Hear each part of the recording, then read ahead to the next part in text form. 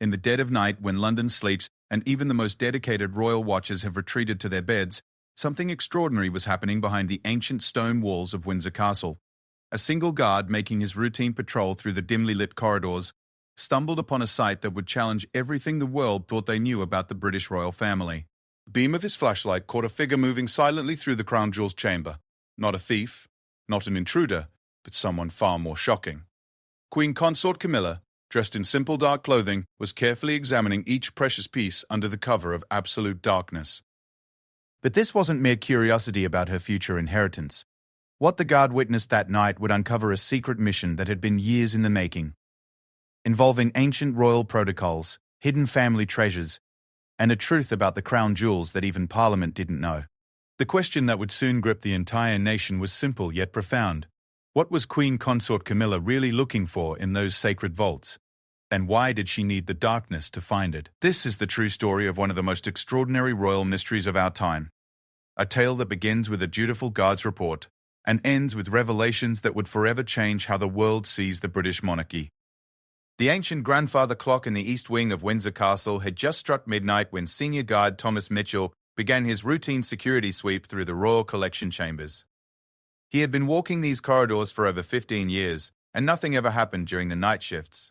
The tourists were gone, the staff had retired, and the royal family was typically fast asleep in their private quarters. But tonight was different. As Thomas approached the Crown Jewels exhibition area, he noticed something that made him pause mid-step. A faint glow was emanating from beneath the heavy oak doors of the secure viewing chamber. His training kicked in immediately. No light should be on in this area after hours. No one should have access without multiple security clearances and advance notice. Thomas reached for his radio but hesitated. Protocol demanded that he investigate first, then report. Moving silently on the thick carpet, he approached the chamber entrance. The doors, which required special electronic access cards to open, stood slightly ajar. This was impossible. These doors automatically locked at 10 p.m. every night and could only be opened by senior members of the royal household or authorized security personnel. Through the narrow gap, Thomas could see movement inside the chamber. Someone was definitely there, moving carefully among the display cases. The person carried a small, focused flashlight that created dancing shadows on the walls. Thomas's heart raced as he considered the possibilities. Could this be an elaborate theft in progress? Had someone somehow bypassed the castle's extensive security systems? He pressed closer to the door, trying to get a better view of the intruder. What he saw next would haunt him for the rest of his career. The figure inside was not a black-clad burglar or a master thief. It was a woman in simple dark clothing, moving with the confidence of someone who belonged there. As she turned slightly, the beam of her flashlight briefly illuminated her face. Thomas nearly gasped aloud. Queen Consort Camilla stood before the imperial state crown display case, studying the magnificent piece with intense concentration. She held what appeared to be an old photograph in one hand and her small flashlight in the other, comparing something between the image and the crown itself. For several minutes, Thomas remained frozen in place, unsure of what he was witnessing. The Queen Consort moved methodically from one display to another, spending considerable time examining each piece. She seemed particularly interested in the older crowns and the ancient scepters, paying less attention to the more famous pieces that tourists typically admired. At the St. Pregnant Edward's crown display, she paused for the longest time. This crown, used only for coronations, hadn't been worn since King Charles's ceremony. Camilla studied it from multiple angles, occasionally referring to her photograph. She then produced a small magnifying glass from her pocket and examined specific sections of the crown's base, areas that weren't visible to normal museum visitors. Thomas watched as she moved to the collection of royal scepters and rods. Here, her behavior became even more peculiar. She seemed to be looking for something specific, running her fingers along the display case edges as if searching for hidden mechanisms or secret compartments. At one point, she pressed against a particular section of the case, and Thomas could swear he saw a small panel slide open, revealing a hidden compartment within the display itself. From this secret space, Camilla retrieved what appeared to be a small, leather-bound journal. She sat on the floor, cross-legged like a student in a library, and began reading by flashlight. The scene was so surreal that Thomas wondered if he might be dreaming. Here was a member of the royal family conducting what appeared to be clandestine research in the most secure room in the castle. After 20 minutes of reading, Camilla carefully returned the journal to its hiding place and sealed the panel. She then moved to the sovereign's orb display, repeating her careful examination process. This time, she seemed to find what she was looking for more quickly. She nodded to herself, made a small mark on her photograph, and moved toward the final display case. The Queen Mother's crown held her attention for only a few moments, but those moments were significant. Camilla touched the glass gently, almost reverently, and whispered something that Thomas couldn't hear. Whatever she said caused her to pause, as if lost in thought or memory. Throughout this entire observation, Thomas grappled with what he should do. Every protocol he had learned suggested he should immediately alert his superiors and request backup. But this wasn't a criminal situation, or was it? The Queen Consort certainly had every right to examine the crown jewels, but why at midnight? Why in secret? And why did she seem to be following some kind of map or guide? As Camilla prepared to leave, she performed one final, extraordinary action. She removed a small digital camera from her pocket and took several photographs of specific details on various pieces. These weren't tourist snapshots. She was documenting particular angles, specific decorative elements, and areas that were barely visible to the naked eye. When she finally moved toward the door, Thomas had to make a split-second decision. Should he confront her directly? Should he pretend he never saw anything? Should he follow protocol and report the incident immediately? He chose to step back into the shadows and allow her to pass. As the Queen Consort emerged from the chamber, she moved with purpose toward a section of the castle that Thomas knew led to the private royal archives. This was not the route to her living quarters. Whatever mission she was conducting was far from over. After waiting several minutes to ensure she was truly gone, Thomas entered the crown jewels chamber himself. Everything appeared normal at first glance. The display cases were secure, the pieces were in their proper positions, and there were no signs of tampering or theft. But Thomas knew exactly where to look for the hidden panel that Camilla had accessed. When he pressed the spot he had observed, nothing happened. He tried different approaches, different pressures, different combinations, but the panel remained sealed. It was as if it required a specific touch or knowledge that only certain people possessed. This discovery raised even more questions. How did the Queen Consort know about secret compartments that even senior security personnel weren't aware of? Thomas completed his security sweep of the chamber, but his mind was racing with implications. Should this incident be reported? To whom? And what exactly had he witnessed? Was this some kind of authorized royal research, or had he stumbled upon something far more significant?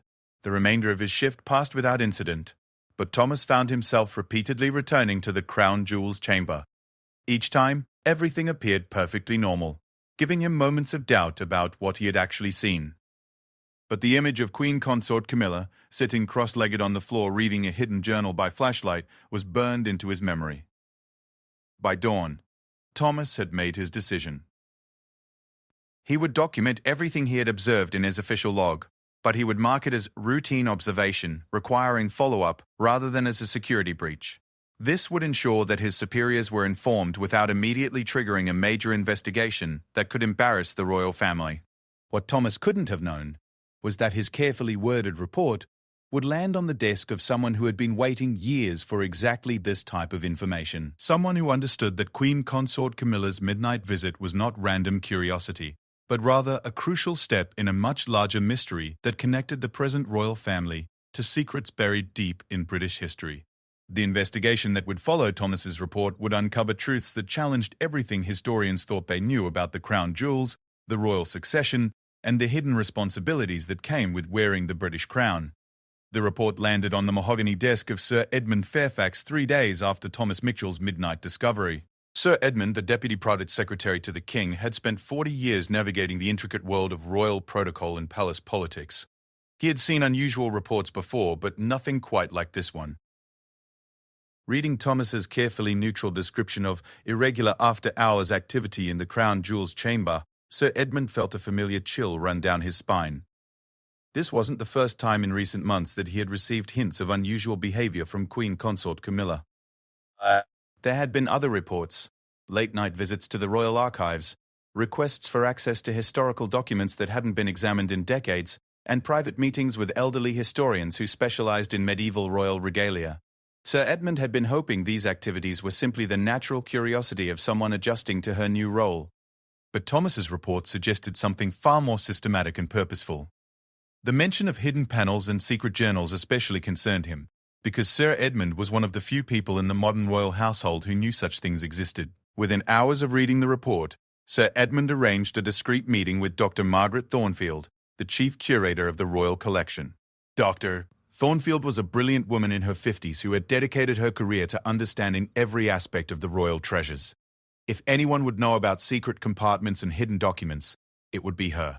They met in Dr. Thornfield's private office in the Round Tower, surrounded by centuries of royal artifacts and documents. Sir Edmund presented Thomas's report without revealing the guard's identity, watching Dr. Thornfield's expression carefully as she read. "This is quite extraordinary," Dr. Thornfield murmured, setting the report aside. "But I'm afraid I'm not entirely surprised."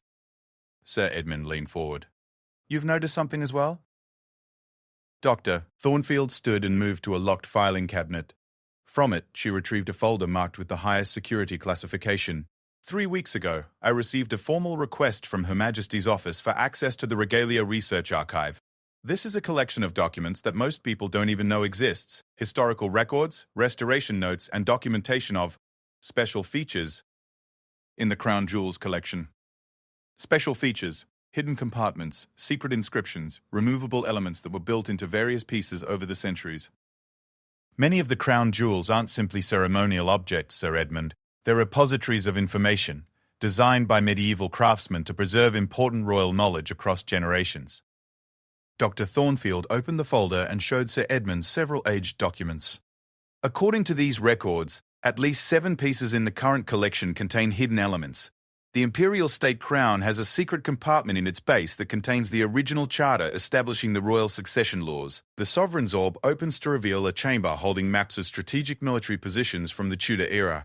The St. Miliera Edward's crown contains detailed genealogical records that trace the royal bloodline back beyond written history.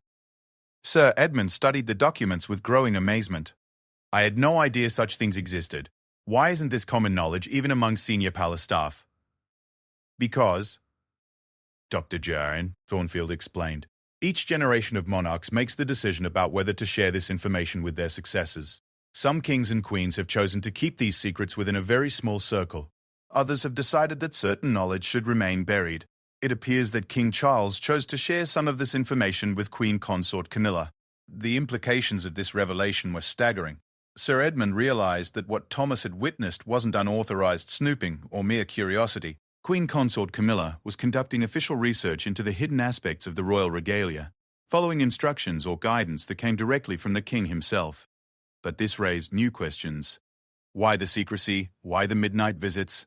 If this was legitimate royal business, why wasn't it being conducted through normal channels with proper documentation and security protocols? Dr. Thornfield seemed to read his thoughts. "There's something else you should know," she said quietly. "The information contained in these hidden compartments isn't just historical curiosity. Some of it has direct relevance to current royal responsibilities and national security concerns."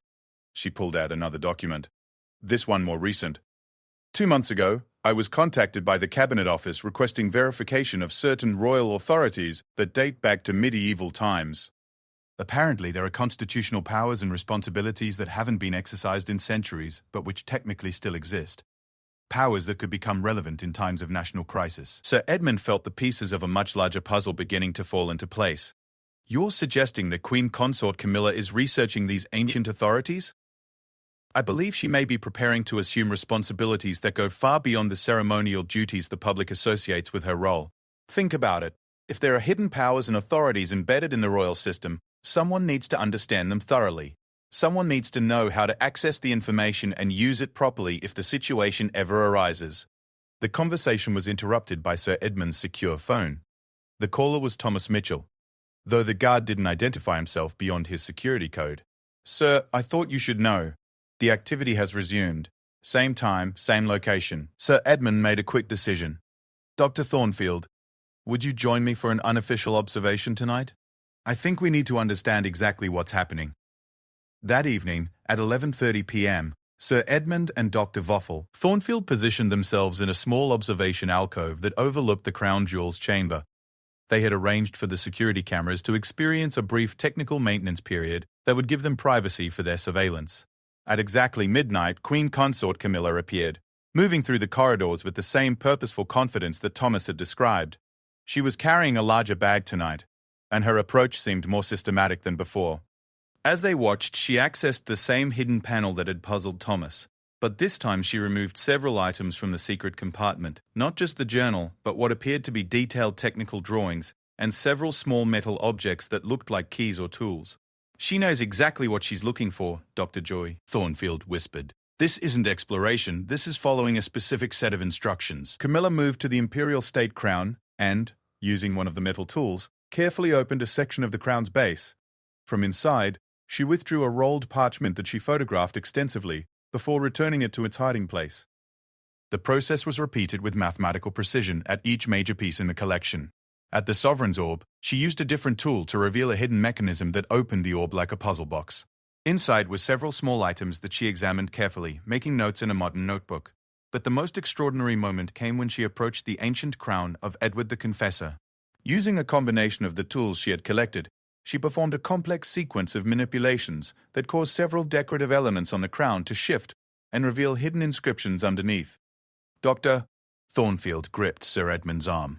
"I had no idea that crown contained anything like that." Those inscriptions, if they're authentic, they could predate the Norman conquest. For 2 hours, they watched as Queen Consort Camilla systematically documented information from every hidden compartment and secret feature in the crown jewels collection. Her movements were confident and efficient, suggesting she had done this before or had received extremely detailed instructions. When she finally prepared to leave, she performed one additional action that neither observer had expected. She replaced all the items in the secret compartment, but added something new. A small, modern digital device that she carefully concealed among the historical documents. "She's leaving something behind," Sir Edmund noted. "But what?" As Camilla departed, Sir Edmund and Dr. Thornfield remained in their observation position, trying to process what they had witnessed. This was clearly not unauthorized activity, but it was also far beyond anything they had expected from a typical royal consort. "We need to speak with her directly," Sir Edmund finally concluded. "But carefully. If this is operating on the king's direct authority, we could be stepping into very sensitive territory." Dr. Thornfield nodded, but her expression remained troubled. "There's one more thing that concerns me. The device she left behind. Why would someone hide modern technology among medieval artifacts? What purpose could that serve?" The answer to that question would prove to be far more significant than either of them could have imagined. The device Queen Consort Camilla had concealed was not just recording information. It was actively monitoring the crown jewels chamber for specific types of activity that would become crucial in the events that were about to unfold. The confrontation Sir Edmund had been dreading came sooner than expected. 3 days after their midnight observation, he received a formal request for a private audience with Queen Consort Camilla. The message was delivered by her private secretary, with instructions that the meeting was to be informal, confidential, and conducted without standard protocol recording.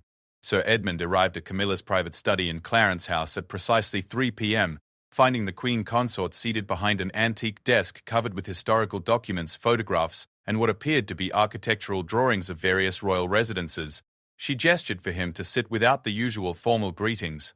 "I believe you have questions about my recent activities," she began directly, her voice carrying a weight that Sir Edmund had never heard before. "Thomas Mitchell filed his report exactly as I expected he would. Dr. Thornfield has been wonderfully discreet, but I'm aware that you've both been conducting your own investigation." Sir Edmund felt momentarily off balance. "Your Majesty, we were simply concerned about whether I had lost my mind or decided to become a common thief," Camilla interrupted with a slight smile. "I understand completely. What you've witnessed would seem quite bizarre without proper context."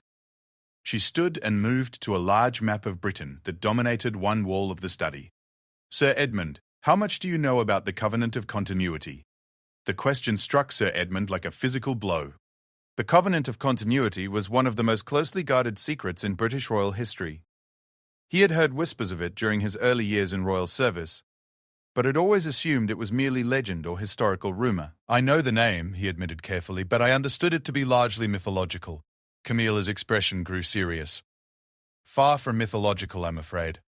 The Covenant is a binding agreement that has been in place for over 800 years, establishing certain responsibilities and authorities that transcend normal constitutional monarchy. Every sovereign has been required to designate a trusted individual to maintain knowledge of these obligations and ensure they can be fulfilled when necessary." She returned to her desk and opened a leather portfolio that Sir Edmund now recognized as one of the items she had retrieved from the crown jewels chamber. King Charles informed me of these responsibilities 6 months before our marriage. I initially thought he was sharing interesting family history. I had no idea I was being prepared for an active role in maintaining national security. The documents she showed Sir Edmund were unlike anything he had ever seen. Written in multiple languages and spanning several centuries, they outlined a complex system of emergency powers, hidden resources, and backup protocols that could be activated during times of extreme national crisis. The crown jewels aren't simply ceremonial objects, Camilla explained. They're physical keys to a security system that was designed to protect Britain during its darkest hours. Each hidden compartment contains information about resources, alliances, and authorities that exist completely outside normal government channels. Sir Edmund studied the documents with growing amazement and concern. You're saying that all this time there has been a parallel system of governance that operates in secret. Not governance, Camilla corrected. Protection. The covenant was created after the near collapse of royal authority in the 13th century. It establishes resources and protocols that can only be accessed when the normal constitutional system is threatened or compromised. She pulled out a modern folder containing what appeared to be intelligence reports and diplomatic communications. 3 months ago, certain international situations prompted the Cabinet Office to inquire about the activation of historical royal authorities. King Charles realized that I needed to complete my understanding of the covenant obligations much more quickly than originally planned. The implications were staggering. Sir Edmund realized he was learning about a level of royal responsibility that went far beyond anything taught in constitutional law or political science. What kind of situations would trigger these protocols? Camilla hesitated before answering. Foreign invasion, complete governmental collapse, nuclear threats, or systematic compromise of all normal security services. Situations where the usual chain of command might be broken or unreliable. She moved to another section of the room where several electronic devices were set up on a small table. The monitoring device I placed in the crown jewels chamber isn't recording conversations or normal activity. It's specifically designed to detect certain types of electromagnetic signatures that would indicate if someone was attempting to use technological means to access the hidden compartments without proper authorization. You suspected someone might try to break into these secret areas? We had intelligence suggesting that certain foreign services had become aware of the existence of the hidden compartments, though not their specific locations or contents. The monitoring system was a precautionary measure to ensure we would know immediately if anyone attempted unauthorized access. Sir Edmund felt overwhelmed by the scale of what he was learning. How many people know about the covenant of continuity? Historically, never more than 5 individuals at any given time. Currently, King Charles, myself, 1 representative from MI6, 1 from the Cabinet Office, and now you. Dr. Thornfield will need to be formally briefed as well, given her role in maintaining the physical security of the repositories. Camilla returned to her desk and opened another portfolio, this one containing contemporary photographs and technical diagrams. My midnight research wasn't just about learning historical facts. I was updating and verifying the current status of all Covenant resources. Some of the information hidden in those compartments is centuries old and needed to be cross-referenced with modern realities. She showed Sir Edmund photographs of various crown jewels pieces with detailed annotations marking specific features and measurements. For example, the map coordinates embedded in the sovereign's orb reference property holdings and resource caches that we needed to verify still exist and remain accessible. Some have been lost to urban development or changes in land ownership. Others have been compromised by natural disasters or simple decay over time. The scope of the system Camilla was describing was breathtaking. Hidden throughout Britain were safe houses, communication equipment, financial resources, and strategic materials that could be activated through procedures known only to the Covenant holders. The really extraordinary part, Camilla continued, is that this system has been successfully maintained for 8 centuries without significant breach or exposure. Every generation has added to it while preserving the core structure. It's quite possibly the longest-running intelligence operation in human history. Sir Edmund had one burning question. Have these protocols ever been activated? Twice in modern history, Camilla replied. Once during World War II, when there were genuine fears about German invasion, and once during the 1970s energy crisis, when the government was concerned about complete social collapse. Both times, having access to the Covenant resources provided crucial backup options that helped maintain stability. She pulled out a thick file marked with current dates. The recent international tensions that prompted the Cabinet Office inquiry have not yet reached the activation threshold, but they're being monitored very carefully. Part of my preparation involves ensuring that if activation becomes necessary, I can fulfill the requirements without delay or uncertainty. The conversation was interrupted by a discreet knock on the door. Camilla's private secretary entered and handed her a sealed envelope marked with the highest security classifications. After reading the contents, Camilla's expression grew grave. "Sir Edmund, I'm afraid our discussion has become quite timely. This message indicates that certain international developments may require us to move to preliminary activation status within the next few weeks." The weight of responsibility that Sir Edmund now understood Camilla was carrying was almost incomprehensible. She wasn't simply the king's wife learning about interesting family history. She was a crucial component in a national security system that most people didn't even know existed. "What happens next?" Sir Edmund asked. "Dr. May." "Thornfield will need to be briefed immediately. The monitoring systems throughout all royal residences will need to be updated and activated. And I will need to complete the final phase of my preparation, which involves accessing Covenant resources that aren't stored in the Crown Jewels chamber." Camilla stood and moved to a window, overlooking the gardens of Clarence House. "There's one more thing you should understand, Sir Edmund.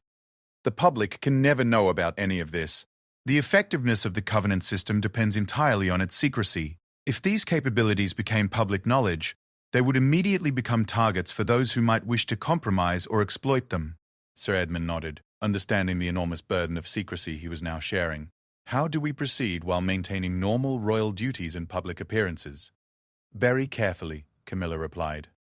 "The beauty of the system is that Covenant activities can be conducted within the framework of normal royal responsibilities. Historical research, private meetings with academics, visits to royal properties, all of these provide perfect cover for maintaining and updating the hidden security infrastructure." As Sir Edmund prepared to leave, Camilla handed him a small, encrypted communication device. "This connects directly to the Covenant network. If you receive any signal on this device, it means the situation has escalated beyond preliminary status and immediate action is required." Walking back to his office, Sir Edmund realized that his understanding of the British monarchy had been fundamentally altered. What the public saw as ceremonial tradition and symbolic authority was actually the visible surface of a sophisticated security system that had been protecting the nation for centuries. The question now was whether this ancient system would prove adequate for the modern challenges it might soon be called upon to address. The encrypted device Sir Edmund carried began transmitting its distinctive signal at 4:47 a.m. on a grey Tuesday morning in November. The soft, pulsing tone woke him from a deep sleep in his Westminster flat, but its significance immediately cleared any trace of drowsiness from his mind. After 3 weeks of preparation and briefings, the Covenant of Continuity was being activated. Within 20 minutes, Sir Edmund was dressed and driving through the empty London streets toward an address that had been memorized but never written down. The location was a seemingly ordinary Georgian townhouse in Belgravia, indistinguishable from its neighbors except for subtle security features that only trained eyes would notice. Queen Consort Camilla was already there when he arrived, along with Dr. Thornfield and 2 individuals he recognized as senior representatives from MI6 and the Cabinet Office. The atmosphere in the elegantly furnished sitting room was calm but charged with tension. "The situation in Eastern Europe has escalated beyond our preliminary thresholds," Camilla began, without preamble. "Intelligence services have detected credible evidence of a coordinated cyber attack planned against Britain's critical infrastructure, combined with what appears to be preparation for physical infiltration of key government facilities." She indicated a wall-mounted display showing real-time intelligence feeds. "Normal security protocols are considered potentially compromised. The Prime Minister has been briefed on the general situation, but the specific Covenant response is being coordinated independently to ensure operational security." Sir Edmund studied the information on the screens, recognizing the gravity of what he was seeing. This wasn't theoretical preparation or historical curiosity. The ancient security system was about to demonstrate its relevance in the modern world. Dr. Thornfield spoke next, her usually academic demeanor replaced by crisp professionalism. "All primary repositories have been secured and activated. The Crown Jewels chamber monitoring systems detected 2 unauthorized scanning attempts in the past 72 hours, confirming that hostile services are aware of at least some aspects of our capabilities." "What kind of scanning attempts?" Sir Edmund asked. "Sophisticated electromagnetic probing designed to map internal structures and identify hidden compartments. The attempts were subtle enough that normal security systems wouldn't have detected them, but our enhanced monitoring protocols identified the signatures immediately." Camilla moved to a secure communication station. The response protocol involves 3 phases.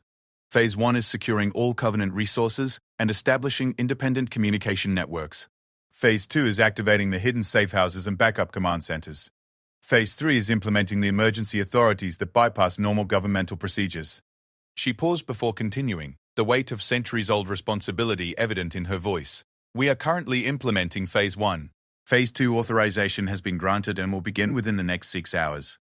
Phase 3 remains under review, pending developments in the international situation.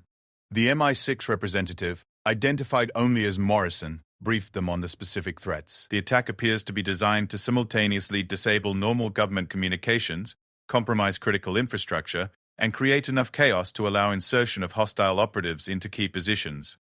However, Morrison continued, the attackers are unaware that their intelligence about British capabilities is incomplete. They know about standard government backup systems and normal security protocols, but they have no knowledge of Covenant resources.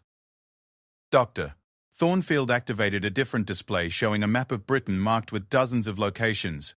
These are the active Covenant sites, communication centers, supply depots, and command facilities that exist completely outside normal government infrastructure.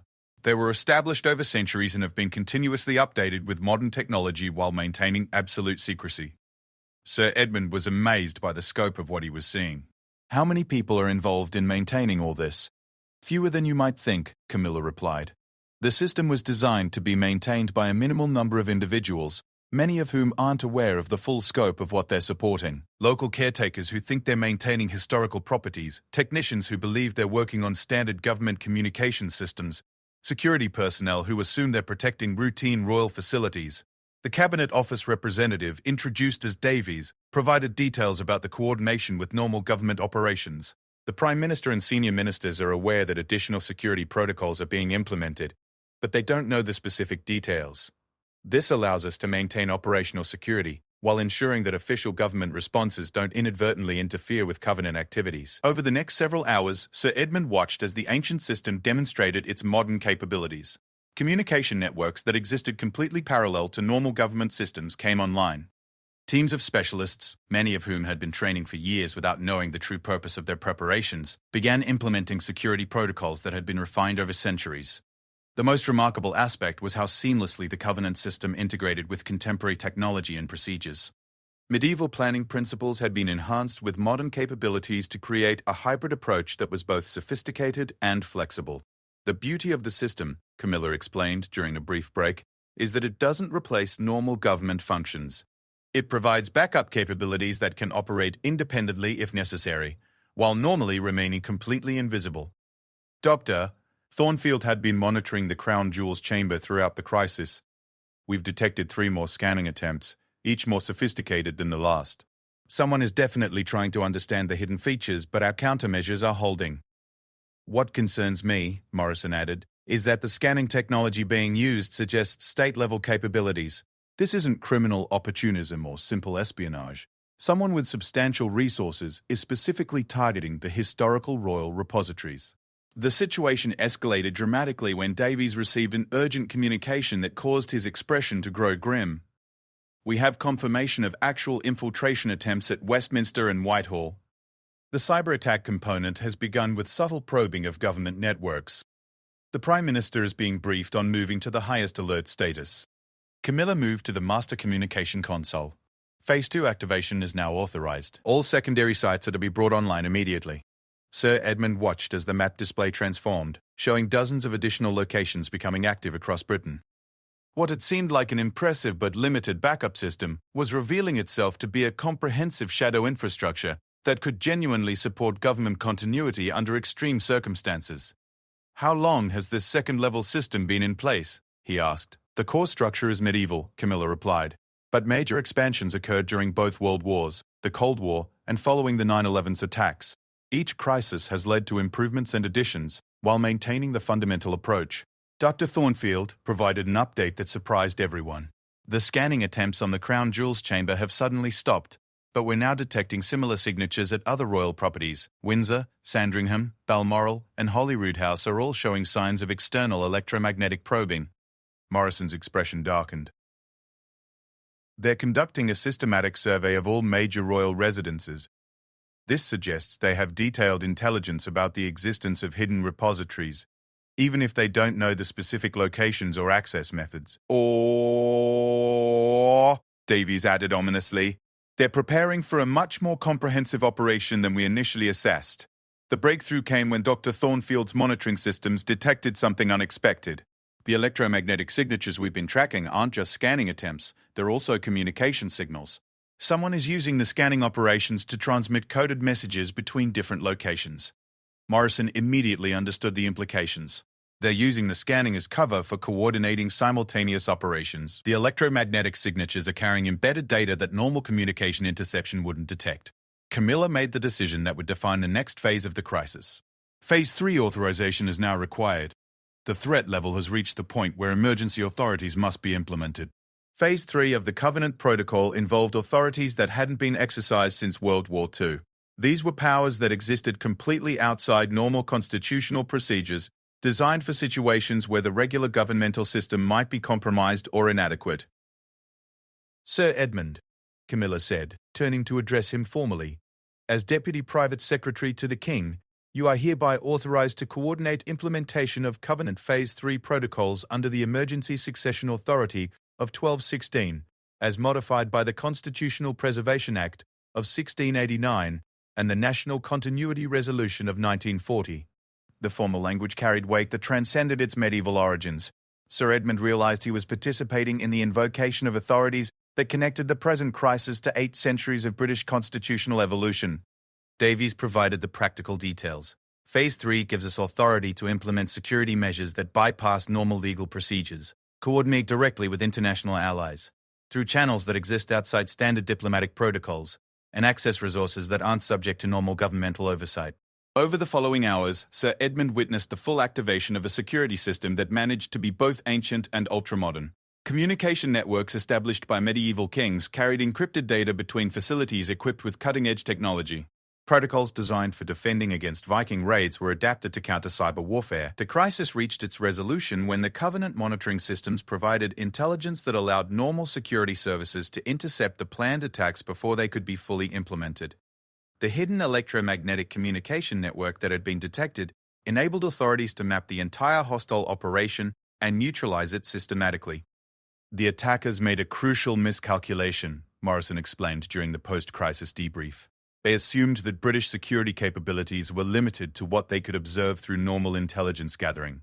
They had no idea about the parallel systems that had been maintained and updated for centuries. Dr.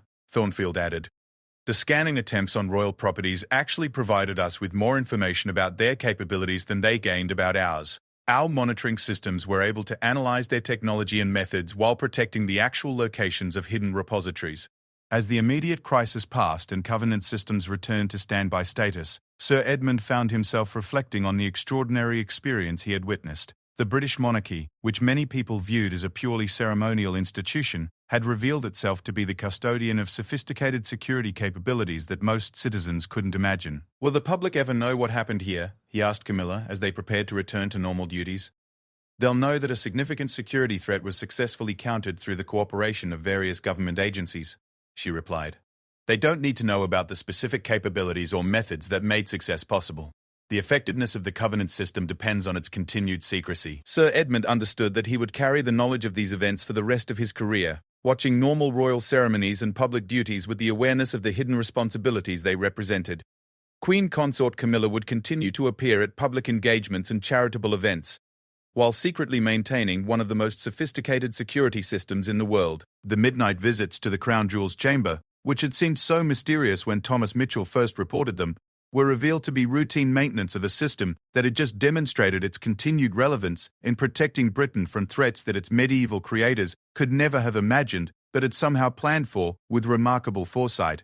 The ancient crowns and scepters would return to their displays, visited by tourists who would admire their beauty and historical significance, unaware that they were also looking at components of an active security infrastructure that had just helped save their nation from a sophisticated attack.